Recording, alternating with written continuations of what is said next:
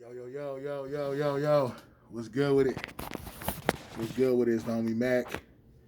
Music, art, culture, knowledge. Reporting live from the Dogon. Peace and love to all. Real quick.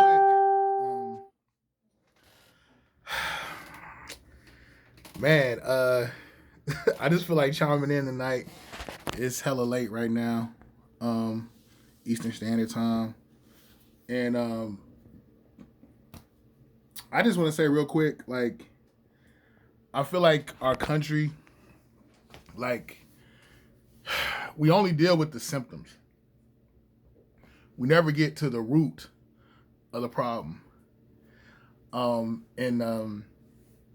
Dr. Amos Wilson is quoted as saying, anytime there's a problem, you have to check and see who benefits from the problem.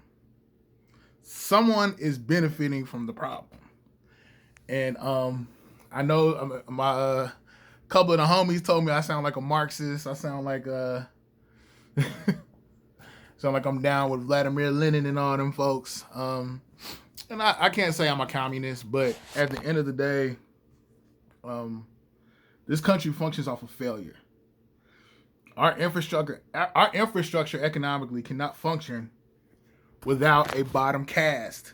You have to have some group of people who are consistently getting screwed, who are consistently impoverished, who are consistently disenfranchised, who are criminalized, a permanent bottom caste. Capitalism cannot function without a group within society, within greater society, getting screwed.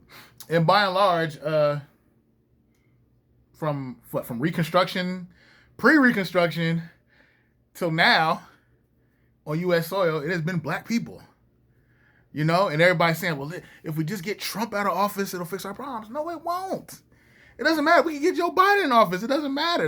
We can get whoever in office. The bottom line is we have to confront the wealth gap. America owns 30% of the world's wealth. I want to say 8% of there's an 8% of the people of the world own over 50% of the world's wealth. This is like long money, crazy, stupid money. You know, and people talk, I remember Jay-Z had a line where he was like, I'm still spending money from 88. Well, these institutions that we have in our country, some of these, not only these institutions, but some of these people who inherited old money, they spending money from the 16 and 1500s. Jay-Z said he was spending it from 88. They spending it from the 16 and 1500s. And I'm just saying that to say, when you're dealing with the wealth gap, it's old money, long money versus new money. You know, and despite how hard you try, that doesn't guarantee success. So my thing is we have to figure out a way to confront the wealth gap. You know, I say chiefly it should be reparations to us being African Americans, and all disenfranchised people should get something thereafter. But if we're going to repair and right a wrong, America, our country has to acknowledge its greatest sin, which was chattel slavery. And my thing is, you know, capitalism, again, it thrives off of failure. It thrives off of a permanent bottom caste. It cannot work if everybody's eating and everybody's winning. So, I mean, it's like one of my professors, I keep saying this, one of my professors said at Georgia State, like, everything is good. Well, my dad said this. Everything is good. A lot of things can work in theory until you get people involved. And so a lot of things just boil down to greed and just people being no damn good and just selfish, you know. And until we really collectively look at ourselves as a human family and understand that there's no reason any child should be starving. It makes no sense that we own 30% of the world's wealth and we have people in this country living under bridges, people living in tents. I've been to Skid Row in LA. That is insane. You have people that have so much, that are so indigent in dealing with generations of poverty, you know, living in the same nation as people who are freaking billionaires. There's so much wealth juxtaposed to so much poverty, you know. And it reminds me of one of the things that Huey Newton said, how, like, just, you know, with the media, all these images are thrown in our faces, especially the young kids, thinking that wealth will make you happy, money will make you happy, you can have this and that. And the bottom line is they're being sold a fantasy. That wealth is being dangled in their face. You know, so my thing is, let's stop dealing with the symptoms. Let's get to the root cause. There needs to be equity in this country.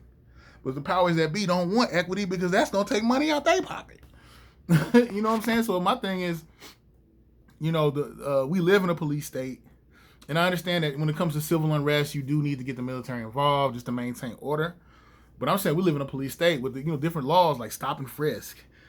People having this whole no knock. They don't even have to have a warrant. They don't even have to knock on your door and let you. The police, that is, they don't even have to knock on your door and let you know they're there. They can just bust in. Like, that's fascism. That's a police state that we're in. And so my thing is, let's get to the core. Let's get to the policy of the matter.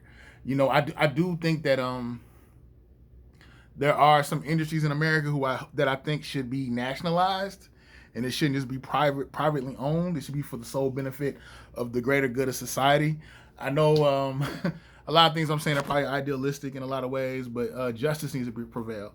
We need to understand that we live in an oligarchy. We don't live in a democracy in the truest sense. We live in an oligarchy. And it's like Noam Chomsky said, government exists government is a shadow cast by big business. So basically, big business, big business essentially, what's the term? What am I trying to get at, essentially? Government is largely influenced by big business.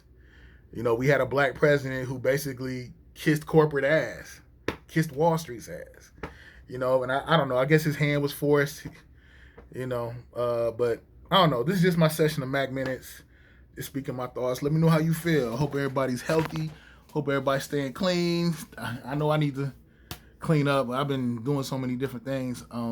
But yeah, peace and love to all. Stay hygienic. Maintain that social distance. If you're going to be out here protesting, do what you do, but move with a purpose and move smart. Subscribe to the YouTube channel 82 Kings. Follow Moving on Instagram at MACKTV_82. This is your homie Mac, music art culture knowledge, signing out from the Dogon. Oh yeah, the next Mackin' with Mac, next book review will be I Am Raymond Washington, founder of the Crips. The one that I just recently dropped earlier today is Bloods by Wallace Terry. Great book. It's basically a series of oral accounts from Black Vietnam veterans. Oral accounts of things that they experienced while in Nam. But yeah, man. Peace and love. I'm out. Be good to each other.